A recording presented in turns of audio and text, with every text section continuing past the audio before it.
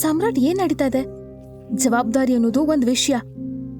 ಯಾವಾಗ್ಲೂ ನೀನೇ ಅಡ್ಗೆ ಮಾಡ್ತಿದ್ದಿದ್ದು, ಇವತ್ತು ಮಾಡು ಅಂತ ಹೇಳಿರ್ಲಿಲ್ವಾ? ಏನಾಯ್ತು? ಏನೇನೋ ಕಾರಣ ಹೇಳೋದ್ ನಿಲ್ಸು. ಸರಿ. ನಾಡಿದ್ದು ಸನ್ನೆ ಹುಡ್ದಬ್ಬ. 2 ದಿನ ಒಳಗಡೆ ಅವನಿಗೆ ಒಳ್ಳೆ ಉಡುಗೊರೆ ತಂದ್ಕೊಡು. ಅದು ಚೀಪ್ ವಸ್ತು ಆಗ್ಬಾರ್ದು. 1000 ಸರಿ ಯೋಚಿಸಿ ತಗೊಂಡ್ ಬಾ, ಇಲ್ದಿದ್ರೆ ನನ್ಗ ಅವಮಾನ ಆಗುತ್ತೆ. ರಂಗ್ರೇಜ್ ರೆಸ್ಟೋರೆಂಟ್ ನಲ್ಲಿ ಸನ್ನಿ ಸಿಂಗ್ ಹುಟ್ಟುಹಬ್ಬದ ಸಂಭ್ರಮ. ಆ ದಿನ ಸಾಮ್ರಾಟ್, ಅನನ್ಯ, ಶ್ರೀಕಂಠದತ್ತ ಎಲ್ಲರೂ ಪ್ರತ್ಯೇಕವಾಗಿ ಸ್ಥಳಕ್ಕೆ ತಲುಪಬೇಕಾಗಿತ್ತು. ಏಕೆಂದರೆ ಎಲ್ಲರೂ ಸನ್ನಿಗಾಗಿ ಉಡುಗೊರೆಗಳನ್ನು ತರಬೇಕಾಗಿತ್ತು. ಟೈಮ್ ಆಗ್ತಾ ಇದೆ. ಸಾಮ್ರಾಟ್ ಇನ್ನೂ ಬಂದಿಲ್ಲ. ಅನನ್ಯ ಅವನಿಗೆ ಕಾಯುತ್ತಿದ್ದಳು.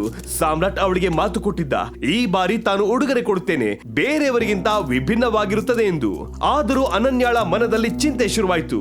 ಸಾಮ್ರಾಟ್ ಸಾಮಾನ್ಯ ಮರದ ಪೆಟ್ಟಿಗೆಯನ್ನು ಹಿಡಿದು ಬಂದಾಗ ಅವಳ ಹೃದಯ ಬಾಡಿತು.